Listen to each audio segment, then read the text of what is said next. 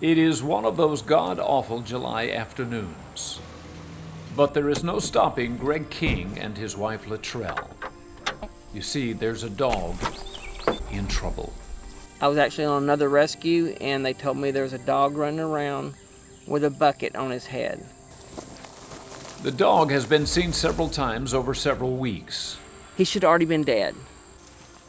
Chances are slim, but this is what they do. Rescue abused, abandoned dogs. Their tools are an infrared hunter's camera.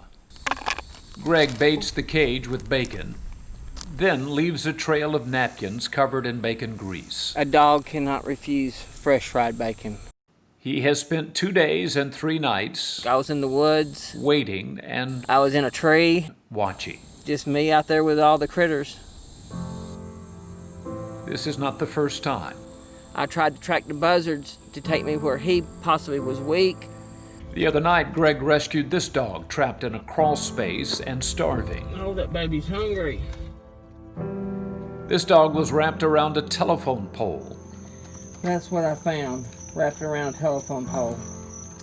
That is just wrong.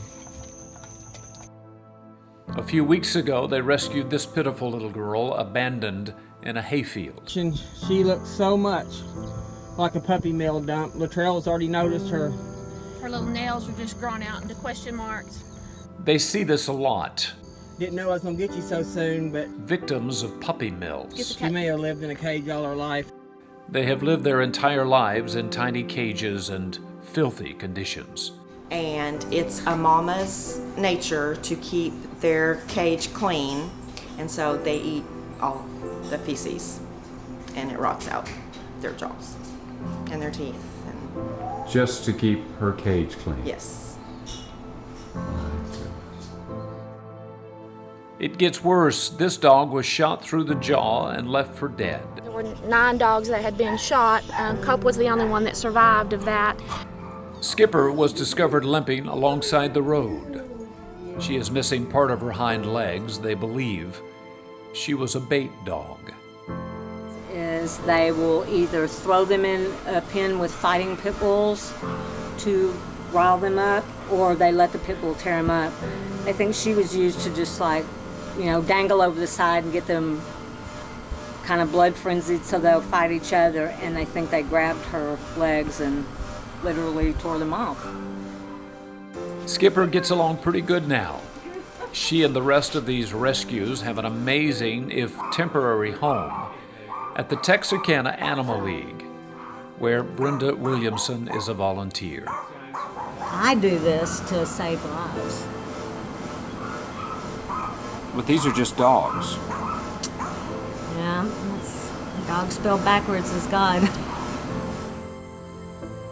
It's been 3 long days and nights, but finally, When I actually started getting close to the dog, and it was moving up fast, even if he hadn't had no food, and it was a big dog, and I just tackled him like a football player. Thank you. Oh, I'm about to cry. It's okay, baby. It's okay. We got you, honey. It's okay. And I started cutting him an air hole, and he just went limp. I thought he died right then on me. Get some oxygen in there. Oh, hi, Because he baby. had like he wanted to bite me. But It's he okay, didn't. baby. It's okay. they took the starving dog to Pleasant Grove Animal Hospital. A few days later, Cheeto, named after the bucket wrapped around his head for weeks, is given a new home at the Animal League in Texarkana. His story hits social media, and the gifts begin. It is all the way from England. I hope you bring comfort and warmth, hugs and kisses, Tina. It seems Cheeto was not alone in those woods. Greg discovered 3 of her puppies. 2 of them are headed to a new home in New England. Greg and Latrell still visit Cheeto, and they have adopted Cope, the one left to die, now fully alive. Skipper is hoping for a new home, though content in Brenda's lap for now. But there are so many left to find, and plenty of sleepless nights for the man who rescues dogs just because. It may not make a difference in the world, to save one dog, But I guarantee you, for that one dog you save, it makes a world of a difference to it. They're very forgiving. I think if we were more like dogs, this world would be a nicer place.